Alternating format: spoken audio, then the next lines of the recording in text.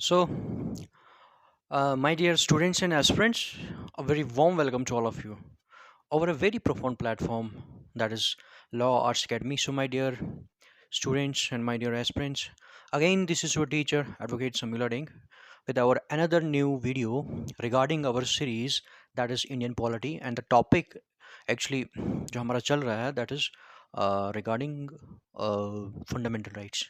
अभी तक हमने फंडामेंटल राइट्स के बारे में जो भी पढ़ा फंडामेंटल राइट्स अभी तक हमने जितने मैं अगर बात करूं मीनिंग के उसकी सो मैंने अपनी वीडियो में अभी तक जितनी भी मेरी वीडियो में बनी हुई है कि मैं एक ही चीज़ को बार बार रिपीट करना चाहूँगा यहाँ पे जो भी बच्चे जिन्होंने हमें सब्सक्राइब किया हुआ है या जो हमसे जुड़े हुए हैं या जिनको हमारे कंटेंट पे फेथ है प्लीज़ जो हमसे जुड़े रहना चाहते हैं प्लीज़ प्लीज़ आपको एक चीज़ करनी है वो सबसे बड़ी चीज़ ये है कि आपको थोड़ा सा सब्र रखना है you should have to be very patient दूसरा ये है कि one must be a very good listener अगर आप एक टीचर का वीडियो देखते हैं तो ऐसा नहीं है क्योंकि देखिए मैं ये चीज़ लेके नहीं जा रहा हूँ कि मुझे 15 मिनट में 10 मिनट में या 20 मिनट में पूरी इंडियन हिस्ट्री ही मैं समझा दूंगा वो मेरे से नहीं हो सकता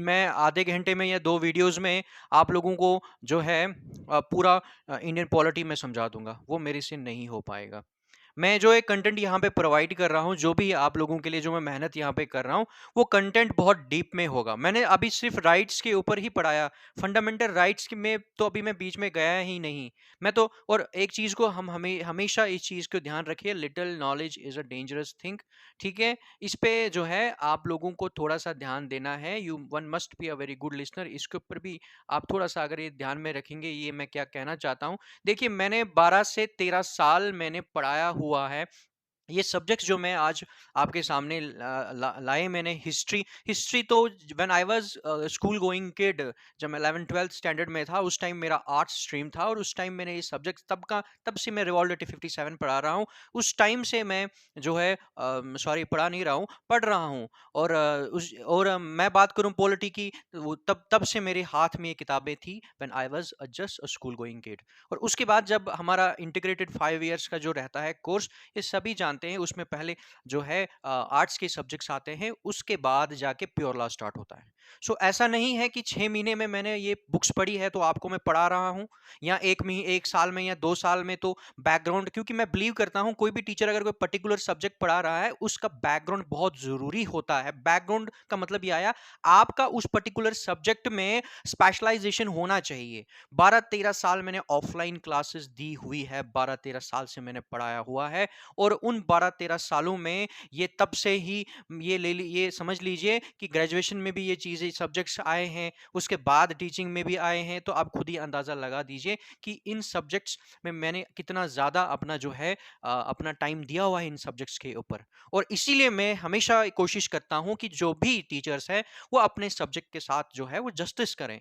और तभी एक अप्रोप्रिएट कंटेंट बच्चों को जाता है वरना अगर आप देखेंगे कि मैंने पहले ही कहा था कि देखिए कंटेंट सबका रिलायबल भी होता है ऑथेंटिक भी होता है but what matters is an appropriate content तो मेरा जो कंटेंट यहाँ पे रहेगा अब कोई एसएसबी का एग्जाम दे रहा है जरूरी नहीं है उसको इतना डेप्थ में पढ़ने की कोई जरूरत नहीं है वो थोड़ा सा वीडियो देख सकता है जितना उसको जो है ज्यादा वही मैं कहूंगा कि ज्यादा डेप्थ में तो पेपर अगर आपको उतना लेवल टफ नहीं जा रहा है अगर टफ लेवल जा रहा है पीएससी के एग्जाम से तो आपको थोड़ा सा और डीप में आना पड़ेगा तो कंटेंट में बार बार एसएसबी के लिए अलग वीडियो तो मैं रिवॉल्ट 57 के लिए या पीएससी के लिए तो अलग अलग नहीं बनाऊंगा ना मैं वीडियोस रिवॉल्ट 57 के लिए इन जर्नल एक ही वीडियो बनेगा वो पीएससी के लिए भी हेल्प करेगा जिसने केएस करना होगा या यूपीएससी आप तो बराबर है सेम सिलेबस है तो उसको भी हेल्प करेगा तो जितनी भी हमारी वीडियोस अभी जो है जस्ट बिगिनिंग है मैंने रिवॉल्ट के ऊपर जो है जस्ट मीनिंग अभी करवाया अभी पूरे हमने इस टॉपिक उसको कंप्लीट नहीं किया हुआ है सेम चीज है फंडामेंटल राइट्स के ऊपर भी मैंने जस्ट मीनिंग राइट्स का बताया फंडामेंटल के ऊपर तो मैं अभी आया ही नहीं आज मैं जब फीचर्स को डिफाइन कर रहा हूँ सिर्फ ज्यादा फीचर्स को मैं डिफाइन नहीं करूंगा थोड़ी बहुत फीचर्स को डिफाइन करूंगा इसीलिए जो है आपसे मेरी रिक्वेस्ट है प्लीज हमें सपोर्ट कीजिए। हमारा जितना कंटेंट है, देखिए आप जब हमें सपोर्ट करेंगे, एक टीचर अगर ये क्लेम करता है कि मैंने 12-13 साल से पढ़ाया हुआ है और मैं फ्री कंटेंट, मेरी कमिटमेंट आज भी है और 10 साल तक, जितने साल तक with the blessing of almighty हमारा चैनल रहेगा, मैं कंटेंट फ्री ही रखूंगा, कोई पेड कोर्सेज नहीं रखूंगा, ये मार्क माय वर्ड्स। सो अगर मैं ये एफर्ट कर रहा हूँ आप लोगों के लिए, ये जो है आप टाइम निकाल रहा हूँ, आप लोगों को ये टाइम अगर दे रहा हूँ, क्योंकि टीचिंग पैशन है शुरू से ही, जो है इतने सालों का एक्सपीरियंस लेके ऑफलाइन में आज फिर ऑनलाइन में अब आए हुए हैं, तो आप लोगों का सपोर्ट तो बनता है। आप लोगों के सपोर्ट के बिना तो ये पॉसिबल है ही नहीं, चैनल का ग्रोथ तो पॉसिबल हो ही नहीं सकता। इसीलिए मैं बार बार वही करूंगा, आपको अप्रिशिएट करना चाहिए। कोई भी यहाँ पे अगर हम देखें, कितने ऐसे जो है, मैं सभी को बहुत अप्रिसिएशन देता हूँ, जितने भी हमारे एसएसबी के ऑनलाइन जितने पढ़ा रहे हैं या मोस्टली जो ऑफलाइन में पढ़ा रहे हैं, बहुत heads off to all those guys, heads off to all those guys जो अपना इतना एफर्ट लगा रहे हैं। बहुत अच्छा जा रहे हैं। जो भी मैं पर्टिकुलर किसी का नाम नहीं लूंगा, जो भी एसएसबी की तैयारी करवा रहे हैं ऑनलाइन प्लेटफॉर्म पे या ऑफलाइन करवा रहे हैं, तो उनका भी कमिटमेंट, काम करने का अपना अपना तरीका है, बिल्कुल। तो but heads off to those guys. तो सेम जो है मेरा भी कमिटमेंट यही है कि मैं आपको एक जो है एक फ्री जो है प्रोवाइड करूं, कंटेंट प्रोवाइड करूं। एक मेरी कोशिश ये है, जो मेरा ड्रीम ये है, अगर आप लोगों की ब्लेसिंग रही, ऑलमाइटी की ब्लेसिंग रही और आप लोगों का सपोर्ट रहा, ड्रीम ये है to be India's first e learning, a comprehensive e learning school.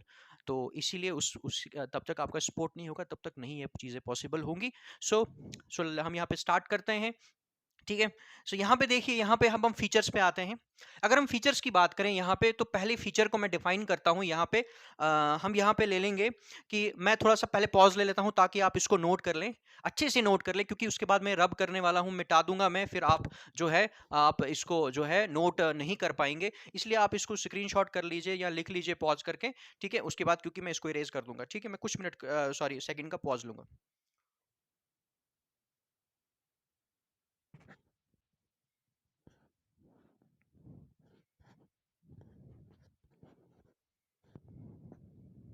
Okay, so let's move on without any sort of delay, let's move on.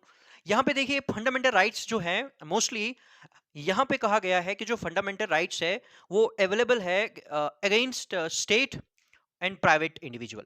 यहाँ पे मोस्टली बच्चों को ना काफी कंफ्यूजन होती है। देखिए होता क्या है कि जहां तक as far as my opinion is concern, from my frame of reference, जो टफ है वो बहुत सबसे इजी है, और जो सबसे इजी है वो टफ है। क्योंकि जो टफ चीज होती है ना, वो सबसे यूनिक होती है, डिफरेंट होती है, और आपको उसको समझने में शुरू में थोड़ा प्रॉब्लम आएगा, मगर बाद में क्या हो जाता है कि बाद में आपके लिए बड़ी आसानी हो जाती है उसको, क्योंकि वो डिफरेंट होता है। तो एक बार अगर वो आपको बैठ गया ना, वो सारी उम्र आपके माइंड से कभी जो है वो इरेज होगा ही नहीं। उसके बाद जो इजी होता है वो कॉमन होता है, तो उसको मेमोराइज करना, उसको अंडरस्टैंड करना बहुत मुश्किल हो जाता है, ठीक है। तो इसीलिए फंडामेंटल राइट जो है आपको टफ इनकी फीचर्स इसलिए लग रही है क्योंकि ये बहुत इजी है, इसलिए आपको लग रहा है, आप थोड़े कंफ्यूज होते हैं, बाकी टफ नहीं है, कंफ्यूजन क्रिएट हो रही है। तो इसीलिए यहाँ पे इसको मैं जो है आप लोगों को वो जो है कंफ्यूजन है उसको मैं दूर करने की कोशिश यहाँ पे करूंगा, कि हमारे जो भी फंडामेंटल राइट्स है, वो फंडामेंटल राइट्स जो है उनका पहला फीचर मैं पढ़ा रहा हूँ यहाँ पे, स्टेट, स्टेट मतलब कंट्री, और प्राइवेट इंडिविजुअल। देखिए मैं आपको एक एग्जांपल देता हूं। If we talk about article 15(2), देखिए वो क्या कहता है, वो ये कहता है कि अ, कोई भी पर्सन, कोई भी पर्सन, अगर जैसे हम बात करें, अगर हम बात करें डिसेबिलिटी की बात करते हैं, मतलब यहाँ पे आर्टिकल 15(2) क्या कहता है, वो डिसेबिलिटी की बात करता है, यहाँ बात करता है रिस्ट्रिक्शन की बात करता है, कि कोई पर्सन अगर जैसे पब्लिक प्लेसेस है, एंटरटेनमेंट की प्लेसेस है, या पार्क्स है, या म्यूजियम है, या वेल है, कोई भी, या रोड है, अगर उनको एसेस करने नहीं देता है, और रिलीजन के बेस पे, कास्ट के बेस पे, जेंडर के बेस पे डिस्क्रिमिनेशन करता है, सो वहां पे क्या होगा कि वहां पे जो है उसको जो है कॉन्स्टिट्यूशन हमारा रोकता है, हम उसको सू कर सकते हैं, हम उसको कोर्ट में जो है हम उसको ले जा सकते हैं। देखिए मैं एक एग्जांपल के थ्रू ये समझाऊंगा। सबसे पहले यहाँ ये जो हमारा आर्टिकल 15(2) है, सपोज कीजिए मेरा कोई पर्टिकुलर स्कूल है, या मेरा कोई पर्टिकुलर रेस्टोरेंट है, या मेरा कोई पर्टिकुलर होटल है। तो मैं वहाँ क्या करता हूँ कि कोई पर्टिकुलर पर्सन आता है, मैं कहता हूँ नहीं, मैं आपको अलाउ नहीं करूँगा यहाँ पे, आप यहाँ से जा सकते हैं, क्योंकि मैं जेंडर के बेस पे डिस्क्रिमिनेशन करूँगा, मैं कास्ट के बेस पे डिस्क्रिमिनेशन करूँगा। क्या ये मैं कर सकता हूँ? मैं नहीं कर सकता। तो वहाँ पे वो पर्सन क्या करेगा, वो पर्सन जो है मुझे सू कर सकता है। और क्योंकि हम आगे पढ़ेंगे, फंडामेंटल राइट्स एनफोर्सेबल है, fundamental rights are enforceable in any court of law. So वहाँ पे जो है वो चीज़ मुझे रोकती है, मैं वहाँ पे डिस्क्रिमिनेशन जो है मतलब डिसेबिलिटी का मतलब है कि मैं उसको क्या कर दूंगा। देखिए हम जब ये पूरी तरह से ये अभी अब जस्ट मैं समझाऊंगा नहीं आपको यहाँ पे, इन टॉपिक्स को डिटेल में हम बाद में पढ़ेंगे जब टॉपिक्स के ऊपर आएंगे, सॉरी आर्टिकल्स के ऊपर जब हम आएंगे। अभी जस्ट आपको मैं फीचर समझा रहा हूँ, तो डेप्थ में ज्यादा जाना नहीं है। जब जब हम कास्ट का आर्टिकल 17 पढ़ेंगे, एबॉलिश जो है अनटचेबिलिटी को एबॉलिश करता है, उसमें हम वहां बात करेंगे कि एक्चुअली डिसेबिलिटी क्या होता है। जो पर्टिकुलर एक पर्सन को रोकता है कोई चीज करने से, और डिस्क्रिमिनेशन कर रहा है ग्राउंड्स ग्राउंड्स किन ग्राउंड्स के ऊपर, रिलीजन के ग्राउंड्स के ऊपर कर रहा है, कास्ट के ग्राउंड्स के ऊपर कर रहा है, ठीक, जेंडर के ग्राउंड्स के ऊपर कर रहा है। सो वहां पे अगर मैं भी कर रहा हूँ private being a private individual, तो मैं भी नहीं कर सकता। ठीक है, तो ये फंडामेंटल राइट जो है वो अवेलेबल है मेरे अगेंस्ट भी, आ गया प्राइवेट इंडिविजुअल के अगेंस्ट। अगर स्टेट करता है, स्टेट भी नहीं कर सकता। उसके बाद है आर्टिकल 17 जो मैंने अभी आपको कहा। आर्टिकल 17, अगर मैं अनटचेबिलिटी को प्रैक्टिस करता हूं या स्टेट प्रैक्टिस करता है, नहीं कर सकता। वहां पे वो पर्सन जो है वो वहां पे कहा जाएगा कि वायलेशन हो रही है फंडामेंटल राइट्स की, और वो बंदा जो है वो क्या करेगा, वो अपने उस पर्टिकुलर राइट को क्या करेगा, एनफोर्स करने के लिए जो है वो कोर्ट का दरवाजा खटखटाएगा, in any court of law जा सकता है। ठीक है, उसके बाद आया जो आर्टिकल 23। हम जानते हैं article 23 comes under the spare of trafficking in human being, जो mostly like selling and buying of kids या जो भी गर्ल्स है फॉर इमोरल पर्पसेस जो भी होते हैं। तो वहां पे एक पर्टिकुलर पर्सन भी नहीं कर सकता, अगर करता है तो वहां पे उसको प्रोहिबिटेड है। या अगर कोई यहाँ कोई स्टेट, या कोई, देखिए यहाँ पे जो स्टेट का मीनिंग है ना, इसमें आप ले लीजिए कि इसमें भी अभी हम डेप्थ में नहीं जाएंगे, बाकी टॉपिक में कवर करवाऊंगा आपको। स्टेट का मीनिंग यहाँ पे आ गया, जैसे लोकल अथॉरिटी है, स्टेट लेजिस्लेचर है, स्टेट की गवर्नमेंट है। ठीक, तो वहां पे अगर वो भी ऐसी चीजें करता है, तो वहां पे जो है आपको पूरा राइट है, आप जो है स्टेट के अगेंस्ट अपने इस राइट को जो है एनफोर्स कर सकते हैं। आर्टिकल 20 जो है आर्टिकल 24 जैसे टोटली प्रोहिबिटेड है, जो बिलो 14 ईयर्स एज बच्चा है उसको, कोई भी फैक्ट्री आपने देखी होगी, those factories, those industries which are indulge in some sort of hazardous processing, जहां पे होती है वहां पे वो नहीं कर सकता। एक पर्टिकुलर पर्सन भी उसको एम्प्लॉय नहीं कर सकता, तो स्टेट भी ऐसी चीजें नहीं कर सकती। तो यहाँ पे सिंपल सा आया कि आपके राइट्स जो है वो स्टेट जो है स्टेट के अगेंस्ट भी है, प्राइवेट इंडिविजुअल के अगेंस्ट भी है। तो इनको फिर एनफोर्स करने के लिए हमारे पास एक बेहतरीन सा प्रोविजन यहाँ पे हमारे फंडामेंटल राइट्स के अंदर ही दिया गया है, जिसको हम कॉन्स्टिट्यूशनल रेमेडीज कहते हैं। कि आप जो है 226 और article 32 constitutional remedies, supreme court और हाई कोर्ट जा सकते हैं। देखिए यहाँ पे एक बड़ी जबरदस्त और बड़ी खूबसूरत बात है यहाँ पे, वो क्या है कि यहाँ पे अगर इन पर्टिकुलर राइट्स की वायलेशन हो रही है, मगर अगर हम बात करें, जैसे मैंने एग्जांपल दी, तो यहाँ पे तो और भी बहुत सारे राइट्स हैं जो कवर करते हैं हमारे पूरे फंडामेंटल राइट्स को। अगर उनमें से आपके 6 में से कोई एक पर्टिकुलर फंडामेंटल राइट वायलेट हो रहा है फॉर इंस्टेंस, तो आप क्या करेंगे कि आपके पास एक और राइट है, एक और फंडामेंटल राइट है, कॉन्स्टिट्यूशनल रेमेडीज आर्टिकल 32। वो कहता है कि आप क्या कर सकते हो, उनको एनफोर्स करवा सकते हो इन एनी कोर्ट ऑफ लॉ। यहां पे एक चीज को ध्यान में रखना है आपने, कि ये क्या कह रहा है, ये कह रहा है, देखिए यहां पे मैंने वही कहा, बार बार मैं कह रहा हूं, पहले टॉपिक की मैंने बात की थी, this is all about the significance, this is all about the essence of those fundamental rights and that attributes, that element essence and जो मैंने यहां पे अभी बोला सिग्निफिकेंस जो है, उनको क्या करता है, उनको फंडामेंटल बनाता है। And that's why we call them as a fundamental rights. कि अगर वायलेट हो रहे हैं फंडामेंटल राइट्स, तब आपको एक और राइट मिल रहा है, और वो राइट है आपका कॉन्स्टिट्यूशनल रेमेडीज। कहने का मतलब यहां पे ये है कि कॉन्स्टिट्यूशनल रेमेडीज आपको मिलती है, आप अपने राइट को जो वायलेट हो रहा है उसको एनफोर्स करवा सकते हैं। और ये जो कॉन्स्टिट्यूशनल रेमेडीज है जो आपको राइट मिल रहा है, ये भी फंडामेंटल राइट है। इसको हम क्या कहते हैं, इसको हम कहते हैं एक्सेंचुएट। एक्सेंचुएट, एक्सेंचुएट का मतलब यहां पे ये आ गया कि जो किसी चीज को ज्यादा प्रोमिनेंस बनाती है, जो किसी चीज को ज्यादा जो है नोटेबल बनाती है। तो कहने का मतलब है कि ये तो ठीक है, हमें ये मिल रहा है राइट, पर और ये राइट फंडामेंटल राइट भी है। इसको कहते हैं सोने पे सुहागा, आइसिंग ऑन द केक। ठीक है, सो आई होप कि आपको ये समझ आया। अब आया सबसे टफ भी कह सकते हो आप, अब आया एक्चुअल में टफ। टफ मैंने वही कहा, टफ आपको लगेगा बट टफ नहीं है, वो इजी है। ठीक है, देखिए आपने पढ़ा होगा कि जो हमारे फंडामेंटल राइट्स है वो फंडामेंटल राइट्स नेगेटिव नेगेटिव है और पॉजिटिव भी है। मतलब उनका जो नेचर है वो नेगेटिव भी है और पॉजिटिव भी है। अब सपोज कीजिए जब भी हम whenever we talk about the term और द वर्ड नेगेटिव, हमारे माइंड में क्या आता है? हमारे माइंड में आता है बैड। नेगेटिव की जब हम बात करते हैं तो हम नेगेटिव को किस चीज के साथ जोड़ते हैं? हम कहते हैं अच्छा नेगेटिविटी है, नेगेटिविटी, तो बैड। और जब पॉजिटिव है तो हम उसको किसके साथ जोड़ते हैं? गुड के साथ।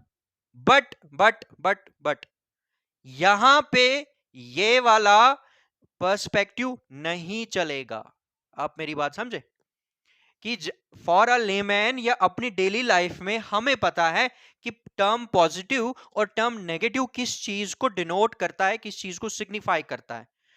एक नेगेटिव की बात आएगी, हम बोलेंगे ओ नेगेटिव है, इसका मतलब है बैड चीज है, हा? और पॉजिटिव है तो गुड है। बट यहां पे ये चीज, यहां पे ये परसेप्शन नहीं अप्लाई होता। इसका मतलब है कि जब फंडामेंटल राइट्स जो है, जब बात की जाती है कि फंडामेंटल राइट्स का जो नेचर है वो नेगेटिव भी है और पॉजिटिव भी है, इसका मतलब ये है कि यहां पे ये वाली बात नहीं है, कुछ और है। वो मैं आपको समझाऊंगा, वो आपको तब समझ आएगा जब आपको पता होगा कि राइट, नेगेटिव राइट्स और पॉजिटिव राइट्स एक्चुअली कौन से होते हैं। जब तक आपको नेगेटिव राइट्स और पॉजिटिव राइट्स पता नहीं होंगे पूरी तरह से कौन से होते हैं और क्या होते हैं, तब तक आपको ये वाला फीचर दिमाग में नहीं जाने वाला। कुछ भी कर लो आप, भी नहीं जाने वाला। इसीलिए यहां पे मैं कुछ एग्जांपल के साथ आपको समझाने की कोशिश करूंगा। देखिए नेगेटिव राइट को आप ले लीजिए कि जब हम नेगेटिव राइट्स की बात करते हैं, नेगेटिव राइट में आपने एक चीज को ध्यान में रखना है कि नेगेटिव राइट को आप ले लीजिए इन एक्शन। इन एक्शन का मतलब है कुछ नहीं करना है भाई। नेगेटिव राइट्स में क्या आता है कि कुछ नहीं करना। इन एक्शन मीन्स एक्टिव नहीं है, कुछ नहीं करना है। यहां पे ये कहता है कि कुछ राइट्स जो है हमारे वो इननेट है, इंट्रिंसिक है या नेचुरल है, बिकॉज वो हमें बाय बॉर्न मिलते हैं। बिल्कुल, बहुत सारे राइट्स हैं। आप ले लीजिए, जैसे हम बात करते हैं ह्यूमन राइट्स की बात करते हैं, नेचुरल राइट्स की बात करते हैं, कि दुनिया की कोई भी, देखिए स्टेट्स तो बाद में बनी ना, राइट्स जो स्टेट रिकॉग्नाइज करती हैं, सेंक्शन उनको लगाती हैं, उनको एनफोर्स करती है, वो तो बाद में आए। फंडामेंटल राइट्स तो बाद में आए। मगर आपने एक चीज ध्यान में रखी होगी कि जब प्रिमिटिव टाइम में जब कोई भी इंस्टीट्यूशन नहीं था, जब पूरी तरह से एक सिविलाइज्ड सोसाइटी का एग्जिस्टेंस ही नहीं था कहीं पे, जब कहीं पे कोई ग्रुपिंग ही नहीं थी, कोई कम्युनिटी ही नहीं थी, किसी चीज का कोई कंसेप्ट ही नहीं था। अब हम बात करेंगे पियोलिथिक एज की बात करेंगे, स्टोन एज की बात करेंगे, नियोलिथिक मेसोलिथिक एज की बात करेंगे। हिस्ट्री में बहुत सारे बच्चों को पता होगा। सो उस टाइम में क्या, बीइंग अ ह्यूमन या बीइंग अ लिविंग क्रिएचर में अगर बात करूं, वो राइट हमारे साथ साथ बहुत सारे लिविंग क्रिएचर्स है उनको भी है। बाय बॉर्न जो राइट मिलते हैं, ये आपको भी पता है मैं किन की बात कर रहा हूँ। राइट टू लाइफ है, ठीक है, जो सबसे बड़ा हमारा ह्यूमन राइट है, सबसे बड़ा हमारा नेचुरल राइट है। ठीक है, सो ये कहता है कि बहुत सारे ऐसे राइट है जो हमें बाय बॉर्न मिलते हैं। कोई इंस्टीट्यूशन, कोई ऑर्गेनाइज, कोई अथॉरिटी हमें नहीं देता है, और वो राइट तो इसका मतलब है कोई छीन नहीं सकता। अब देखिए यहां पे ये कहता है, ये चीज आपको समझ आ गई। और कुछ राइट्स ऐसे होते हैं जो दिए जाते हैं। क्यों दिए जाते हैं? मैंने कहा एक तरफ एक वो राइट होता है जो आपको बाय बॉर्न मिलता है, इंट्रिंसिक है, एसेंशियल है, नेचुरल है। और कुछ ऐसे राइट है जो आपको दिए जाते हैं, स्टेट देती है, कोई पर्टिकुलर अथॉरिटी देती है आपको।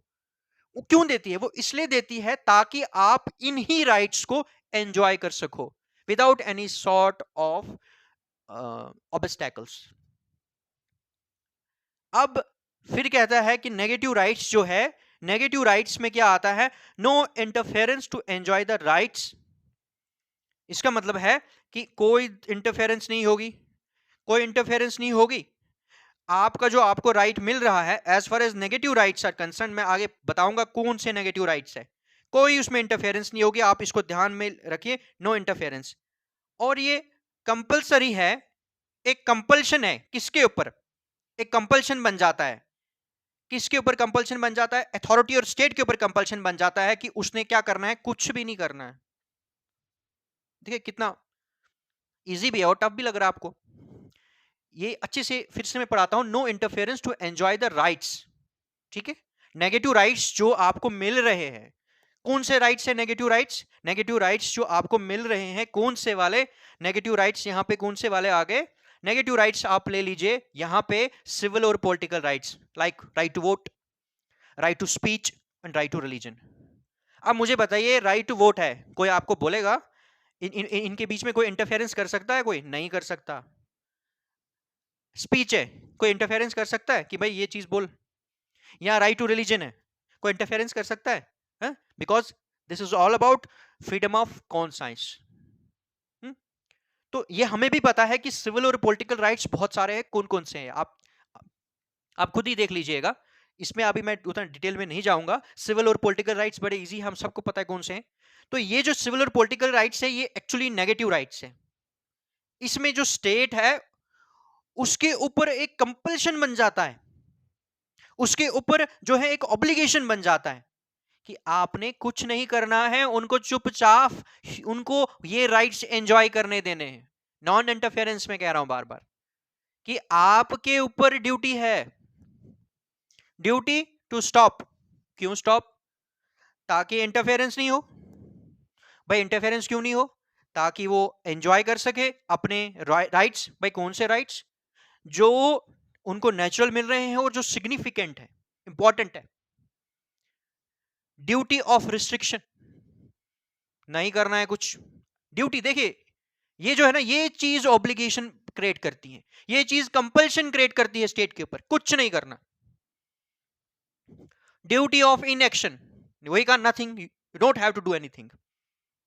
Duty of non interference. आप मेरी बात समझ रहे नहीं? Are you getting me? यहां पे एक ड्यूटी है, ड्यूटी हमेशा कुछ करने के लिए होती है, हम सभी जानते हैं, बट यहां पे ड्यूटी है कि कुछ नहीं करना है। फ्री कर दो उसको, ह्यूमन बीइंग को आप फ्री कर दो, उसको ये राइट्स एंजॉय करने दो, स्टेट का कोई इंटरफेरेंस नहीं होगा उसमें। And that's the reason why we envisage और वी एन्यूमरेट दीज राइट्स, जिनके ऊपर जो है, जिनके ऊपर आपके ऊपर ड्यूटी है, स्टेट के ऊपर, अथॉरिटी के ऊपर ड्यूटी है, कुछ नहीं करना है भाई, कुछ नहीं करना है। इसलिए इन राइट्स को हम क्या कहते हैं? Negative rights. क्योंकि एक ऑब्लिगेशन लगा देता है, एक कंपल्शन ड्यूटी लगा देता है किसके ऊपर? स्टेट और अथॉरिटी के ऊपर। कुछ नहीं करना है भाई आपने। let them enjoy those particular rights which are being enumerated under the frame reference of, under the framework of our constitution, या उनको जो मिल रहे हैं, दे रहे हैं, दिए जा रहे हैं। मेरी बात समझे कि नहीं? सो वो कॉन्स्टिट्यूशन उनको दे रहा है, वो वेदर लीगल राइट्स है, वेदर कॉन्स्टिट्यूशनल राइट्स है, ठीक है, जो भी टाइप के राइट्स है, मगर नेगेटिव राइट्स होने चाहिए वो। अगर नेगेटिव राइट्स है तो स्टेट तो कुछ नहीं कर सकता। अब मेरी बात समझ रहे नहीं? अब यहां पे आता है, सो आई होप कि ये जो नेगेटिव राइट है आपको समझ आ गया होगा। यहां पे हम अब आएंगे पॉजिटिव राइट्स के ऊपर। पॉजिटिव राइट्स क्या है? पॉजिटिव राइट्स इसके उल्ट है। देखिए कैसे। पॉजिटिव राइट्स में ये कहता है कि कुछ प्रोवाइड करना है, कुछ देना है, ताकि वो उन राइट्स को जिनको पॉजिटिव कहा जाता है, ये आ गए भाई, हैं? वो एंजॉय कर सकें। यहां पे क्या कह रहा है? यहां पे कहता है भाई कुछ नहीं करना, nothing, you don't have to do anything, आपके ऊपर ड्यूटी कुछ नहीं करना, इंटरफेयर ही नहीं करना, और ताकि और उनको अपना राइट एंजॉय करने देना है। यहां कहता है कि भाई करो, कुछ दो इनको। क्यों? भाई तुम्हारे देने से, तुम्हारे करने से ही तो कुछ होगा, फिर ही तो इनको राइट मिलेगा वो एंजॉय करने के लिए। देखिए राइट टू वर्क है, आप जब राइट टू वर्क कहां से होगा? राइट टू वर्क तभी होगा जब गवर्नमेंट अपॉर्चुनिटीज देगी, जब गवर्नमेंट अपॉर्चुनिटीज देगी तभी तो हम उस राइट को एंजॉय कर पाएंगे। इसका मतलब है इसमें पॉजिटिव राइट में गवर्नमेंट ने कुछ करना है ताकि हम उन पॉजिटिव राइट्स को एंजॉय कर सकें। कंडीशंस क्रिएट करनी है। आपने देखा होगा इंडस्ट्री रेवोल्यूशन, आपने सुना होगा इंडस्ट्री रेवोल्यूशन जब आया था, उस टाइम में वर्किंग कंडीशंस के को इंप्रूव करने के लिए डिमांड हो रही थी बहुत ज्यादा, उस टाइम में लेजिस्फेयर इकोनॉमी का कंसेप्ट चला था, कैपिटलिज्म का, सोशलिज्म का, बड़ा लंबा चौड़ा उसके ऊपर जो है एक हिस्ट्री है। सो वहां पे उन्होंने जो वर्कर्स थे, वहां पे उन्होंने उनकी कंडीशंस इंप्रूव नहीं थी। वो 15 से 16 आवर काम करते थे। बहुत बुरी हालत थी। Working conditions was not that much improve. उन्होंने डिमांड की वर्किंग कंडीशंस को जो है जहां पे हम काम करते हैं उसको ठीक किया जाए। आपने देखा होगा हमारा ये एक जो क्लाइमेट हमारा मोस्टली रहता है जिसमें हम सांस लेते हैं, हमारा हमें पूरा राइट है कि वो हेल्दी हो। हमें पूरा राइट है एक फ्रेश जो है हमें हवा मिले, ये हमारा राइट है। अब ये कैसे होगा? खुद तो नहीं होगा ना, ये चीजें खुद तो नहीं होंगी ना। ये स्टेट ने करना है, स्टेट ने यहाँ पे कुछ करना है। यहाँ पे स्टेट के ऊपर ड्यूटी रख जाती है कि यू हैव टू एक्ट। यहाँ पे क्या है? इन एक्शन है। यहाँ पे आपको एक्ट करना है, यहाँ पे एक्शन है। यहाँ पे आपके ऊपर ड्यूटी है कि you duty to provide something. आपने कुछ देना है ताकि इन राइट्स को वो एंजॉय कर सके। अनएम्प्लॉयमेंट है, गवर्नमेंट की ड्यूटी है कि अनएम्प्लॉयमेंट को से उसके जो उनको बेनिफिट्स मिले, जो वो सफर कर रहे हैं अनएम्प्लॉयमेंट से। सोशल सिक्योरिटी की हम बात करते हैं, आप सभी को पता होगा, एक अलग से टॉपिक है कि जो भी किसी तरह का कोई प्रॉब्लम हो रहा है, पेंशन्स का मिलना या बाकी चीजों की जैसे अनएम्प्लॉयमेंट आ गया, बहुत सारी ऐसी चीजें हैं that comes with the spare of social security. So वो कब होगा? वो ये चीजें कैसे पॉसिबल होगी? इकोनॉमिक और सोशल जो राइट्स है हमारे, वो कैसे मिल सकते हैं? वो तभी मिल सकते हैं जब गवर्नमेंट कुछ करेगी, जब गवर्नमेंट एक्ट करेगी। पॉजिटिव राइट्स है, यहाँ पे करना है, यहाँ पे नहीं करना है। Duty to comply. कंप्लाई का मतलब है act in accordance. Acting accordance means state को तो वहां पे पूरा जो आप पढ़ते हो directive principles of state policy, जो आप पढ़ते हो वहां पे सारा का सारा जिनको हम गाइडिंग लाइंस कहते हैं, स्टेट्स के लिए गाइडिंग लाइंस है। तो कहने का मेरा मतलब है यहाँ पे कि यहाँ पे स्टेट ने कुछ देना है, उनको कोई एंटिटी कोई चीज देनी है, प्रोवाइड करनी है, कुछ करना है, ताकि लोग इकोनॉमिक और सोशल राइट्स को, जिनको हम पॉजिटिव राइट्स में न्यूमरेट करते हैं, उनको एंजॉय कर सके। सो आई होप कि आपको ये समझ आ चुका होगा। यहाँ पे क्या है कि फ्रीडम आपको मिल रहा है कुछ करने का, उस सपोर्टेड होना चाहिए। ठीक है कि सपोर्टेड एक्शन के थ्रू। एक्शन मींस सपोर्टेड कैसे होगा? जब गवर्नमेंट को एक्ट करेगी। यहाँ पे जो फ्रीडम है, आप टोटली फ्री है, कोई इंटरफेरेंस नहीं है, अपने हिसाब से अपनी लाइफ को लीड कीजिए आप। सो आई होप कि ये चीज आपको समझ आ चुकी होगी यहाँ पे कि पॉजिटिव और नेगेटिव राइट्स होते क्या है एक्चुअली में। सो अब अगर ये समझ आ गई है ना, फिर मैं करवा सकता हूं, फिर मैं समझा सकता हूं कि फंडामेंटल राइट्स को नेगेटिव और पॉजिटिव एक्चुअली क्यों कहा जाता है। ये आपको समझ आ गया। और किन कौन से राइट्स हमारे कॉन्स्टिट्यूशन में जो नेगेटिव। सो ये चीज आपको समझ आ गई कि क्या चीज जो है इनको जो है नेगेटिव और पॉजिटिव जो है नेचर प्रोवाइड करता है, जैसे मतलब राइट्स को, फंडामेंटल राइट्स जो भी है उनको प्रोवाइड करता है। सो अब अगर आपको ये चीज़ें समझ आ गई है कि नेगेटिव राइट्स क्या है और पॉजिटिव राइट्स क्या एक्चुअली होते हैं, फिर ही आपको ये फीचर समझ आएगा कि फंडामेंटल राइट्स जो है, some fundamental rights are negative and some are of positive nature, क्यों कहा जाता है। सो यहाँ पे अब मैं जो है आई होप कि ये चीज़ें आपको समझ आ चुकी होंगी। यहाँ पे फिर मैं अब आपको आगे थोड़ा इसी में थोड़ा करवाऊंगा, थोड़ा यही आगे हम कंटिन्यू करेंगे इसी वाले को। तो यहाँ पे आप अगर ये नोट कर लिया होगा तो प्लीज़ इसको नोट कर लीजिए, फिर आगे आगे हम कंटिन्यू करते हैं इसको।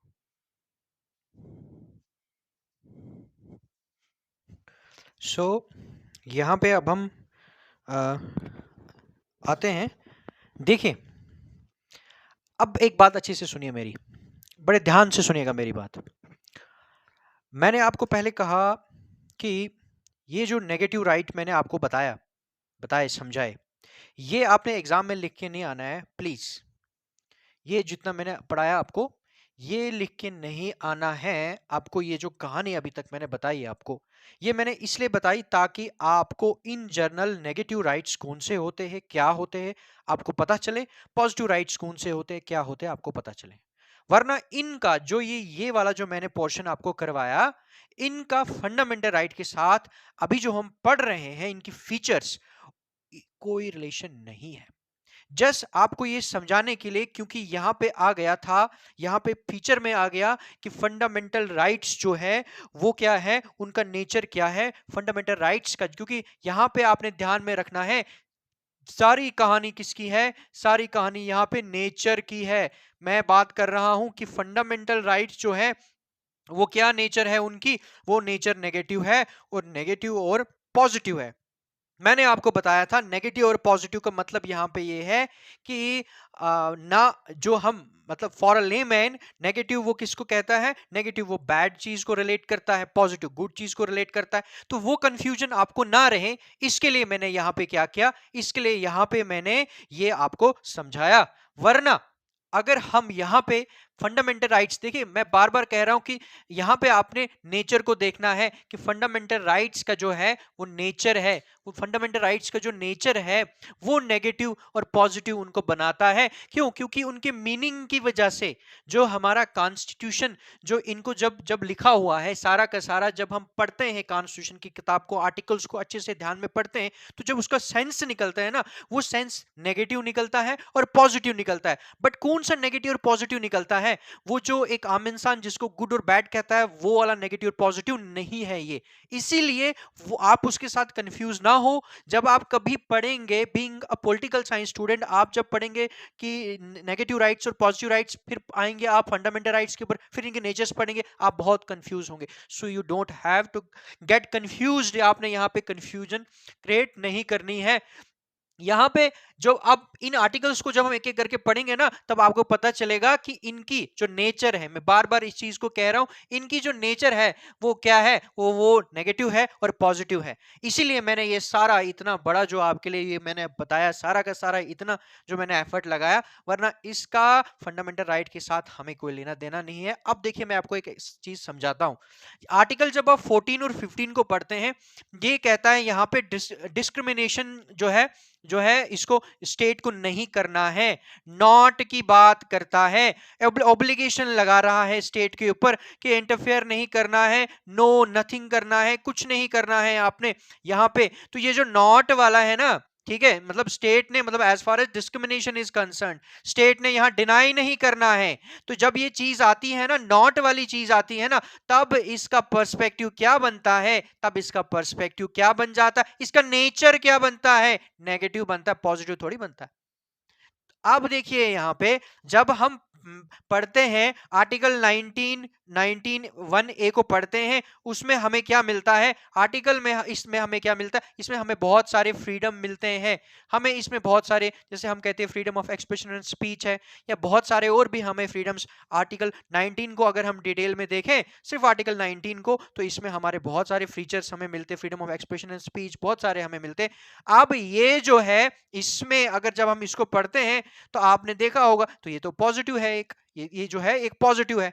यहां अगर देखिए हम 16 को, वो क्या कर रहा है, 16 वाला जो है एम्प्लॉयमेंट की बात करता है वहां पे।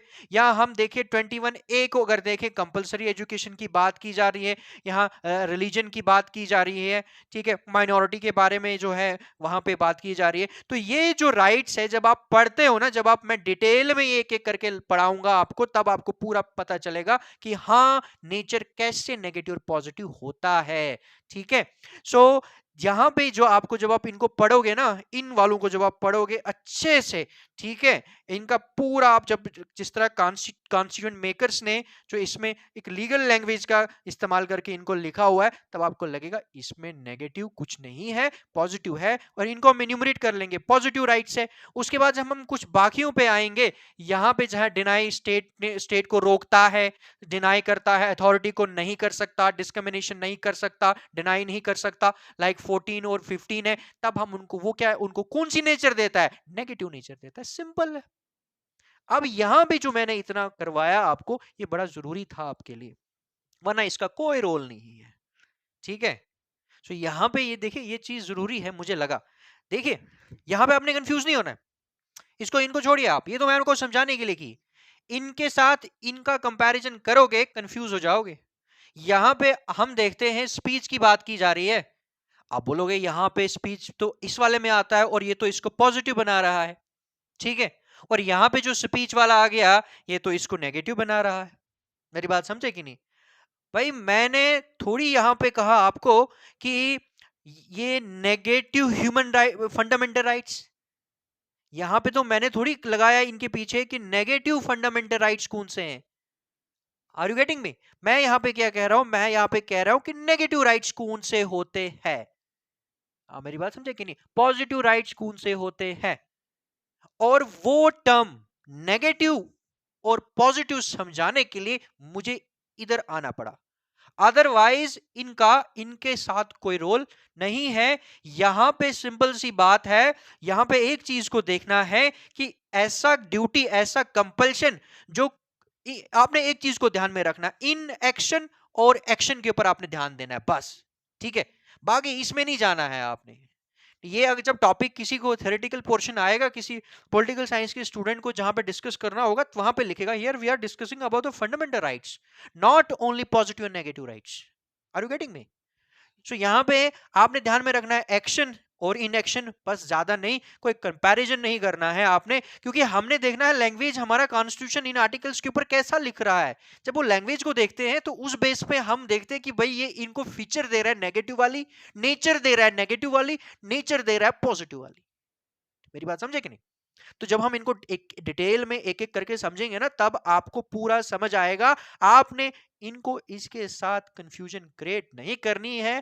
प्लीज प्लीज प्लीज मैं बार बार कह रहा हूं कंफ्यूजन नहीं करना। बाद में आप लोग कमेंट्स करते हैं कि नहीं सर अभी मैं सिर्फ मीनिंग ही करवा रहा था, तो बच्चों ने कहा सर आपने जो मीनिंग के ऊपर ही इतना करवाया आप तो ये बता ही नहीं रहे नेगेटिव क्या था पॉजिटिव। अब जब नेगेटिव पॉजिटिव के ऊपर मैं आ गया इतना डीप चला गया, अब मुझे लगता है कि आई होप कि आपको ये समझ आया होगा। मगर प्लीज ऐसा ना हो कि आप लोग बोलोगे सर यहाँ तो ये नेगेटिव है यहाँ तो ये पॉजिटिव है। ठीक है, देखिए खुद थोड़ा टास्क खुद भी कीजिए आप, टीचर गाइडेंस के लिए होता है।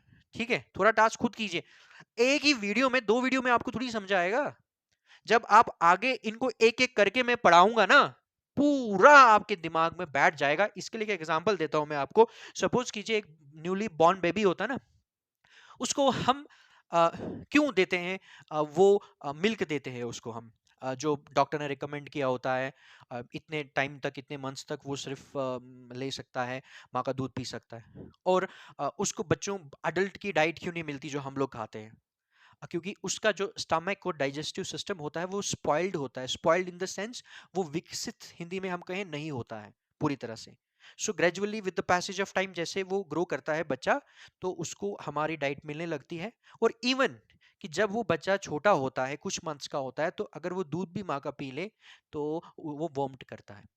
इसका मतलब ये है कि वो प्रॉपर अभी विकसित नहीं हुआ है उसका जो स्टमक है। वैसे ही यहाँ पे चीज है, ऐसे कैसे हो सकता है? आप कैसे सोच सकते हैं कि कोई पर्टिकुलर टॉपिक आपको 20 मिनट्स में बिल्कुल, सर मैं अगर आइंस्टाइन भी हूंगा ना होता ना, फिर भी मैं आपको ये पॉलिटी जो है इसमें जितना टाइम लगेगा depending upon your IQ level, ठीक है, and depending upon your patience, depending upon your the way you are listening me, and depending upon your concentration, and depending upon the topic. ये बहुत सारी चीजें जो है इसमें जो है मैटर करती है। फिर जाके आपको समझ आएगा 1 2 3 4 लेक्चर में। फंडामेंटल राइट्स की जब पूरा कंप्लीट हो जाएगा ना फिर जाके होगा, घर में आप रिवीजन करेंगे, खुद से पढ़ेंगे, डिस्कस करेंगे, फिर मेरी वीडियोस को 1 2 बार देखेंगे फिर जाके। क्योंकि ऑफलाइन क्लासेस में मोस्टली ऐसा ही होता था जब हम पढ़ाते थे ऑफलाइन क्लासेस में, तो ऐसा ही होता था बच्चा एक टॉपिक में 2 3 दिन लग जाते थे उसको समझने में। पहले लेक्चर में 100% कभी जो है बच्चे को समझ नहीं आता है। ठीक है, आपने भी एफर्ट लगाना है। मैंने वही कहा कि अगर मैं लियोनार्डो डा विंसी भी होता ना फिर भी मैं आपको एक लेक्चर में फंडामेंटल राइट नहीं समझा पाता। अगर ऐसा पॉसिबल होता my dear aspirants and students तो फिर तो आज सारे हम कहाँ से कहाँ होते, फिर तो हम सारे आज लियोनार्डो डा विंसी या आइंस्टाइन बन गए होते। ठीक है, इसीलिए आपको थोड़ा सा पेशेंस रखना है, पेशेंस रखना है थोड़ा सा। यहाँ पे खुद को कंफ्यूज नहीं करना है और पेशेंस रखिए। अगर कहीं प्रॉब्लम आ रहा है, लग रहा है कि नहीं समझ आया, नहीं समझ नहीं आया, जल्दी से आप कंक्लूजन पे मत पहुंचिए। नेक्स्ट वीडियो जब मैंने कहा ना जैसे वैसे मैं आर्टिकल 14 खत्म करूंगा, 14 15 16 जो भी आर्टिकल्स है 32 तक हम फिनिश करेंगे ना, तब आपको पूरा समझ आ जाएगा। हाँ अब समझ आया सर। क्योंकि हमारा जो कॉन्स्टिट्यूशन है that is based upon principle of deliberation. इसमें बहुत सारे जब डेलिब्रेशन हुआ पार्टिसिपेशन, इसमें बहुत बड़ा कंट्रीब्यूशन रहा है लॉयर्स का, एमिनेंट लॉयर्स का रहा है। और इस फिर ये एक्सपेक्टेड है कि फिर लीगल लैंग्वेज रही होगी कॉन्स्टिट्यूशन में जब ड्राफ्ट किया होगा, और लीगल कंटेंट रहा होगा, और लीगल लैंग्वेज को समझना इंटरप्रेट करना बहुत मुश्किल है। ये कोई हिस्ट्री की किताब नहीं है खोल दिया समझ आ गया, बहुत मुश्किल है। आप यहाँ पे ले लीजिए, जब ये 21A है ना, जब अगर 21A लिखा और इस ए को ब्रैकेट लगाया ना मैंने, तब कुछ और बन जाता है, और ब्रैकेट नहीं लगाया तब कुछ और बन जाता है। अगर 21A जो मैंने लिखा 21A, सॉरी मैं इसको मिटा देता हूँ, 21A और ए को ब्रैकेट लगाया तो ये ए जो है ना ये 21 का ही पार्ट है, एक ही ये जो है इसी में आता है। बट जब 21A लगा है ना, सिर्फ 21A लगा है, तो ये क्या है, ये एक 21 जो ए है ये अलग से एक आर्टिकल है। सो बहुत मुश्किल है, फिर लैंग्वेज की तो दूर की बात है। इतना आसान नहीं होता है पॉलिटिकल साइंस में आर्टिकल्स को अंडरस्टैंड करना, बेयर एक्ट की लैंग्वेज लैंग्वेज को समझना बहुत मुश्किल है। इसलिए थोड़ा सा पेशेंस रखिए, ध्यान दीजिए मेरे पढ़ाने के तरीके पे, और पेशेंस रखिए इन द सेंस कि नेक्स्ट वीडियो को वेट करेंगे, फ्री तो कंप्लीट होगा ना। मैंने वही कहा ना कि जैसे बच्चे की एग्जांपल दी, तो स्लोली स्लोली होगा ना उसको, वरना हम कहेंगे कि जैसे बच्चा पैदा होगा तो चलो उसको डाइट देते हैं हम अपनी वाली, वो तो पॉसिबल नहीं है ना। स्लोली स्लोली जैसे वो उसका ग्रोथ डेवलपमेंट होता है, फिर चीजें बनती है। सो यहाँ पे और दूसरा प्लीज मेरे वर्ड्स पे ज्यादा ध्यान दीजिए आप लोग। और दूसरा, अगर मेरे से बीच में कभी इधर उधर मोस्टली होता है, टंग स्लिप हो जाता है, आर्टिकल की जगह राइट बोल दिया, राइट की जगह ड्यूटी बोल दिया, तो वो तो चलता है, उसका कोई इशू नहीं है, क्योंकि आपको एक कॉमन सेंस है कि आपको समझ आएगा यहाँ पे टंग ने सर ने जो है सॉरी टंग स्लिप कर लिया, कोई इशू नहीं है उसका, मगर ध्यान अपने वर्ड्स पे ज्यादा रखना है, बोर्ड पे कम रखना है। सो इसका इसके साथ कोई लिंक नहीं है, ये जस्ट पॉजिटिव नेगेटिव राइट्स बीच में आया, मुझे समझाना पड़ा, अदरवाइज नहीं है। अब तो समझ आ गया ना नेगेटिव क्या है, अब आसानी से समझ आएगा आपको। ठीक है। सो मैं इसी के साथ अपना लेक्चर कंक्लूड करता हूँ। ठीक है। So see you, bless you all and bye bye.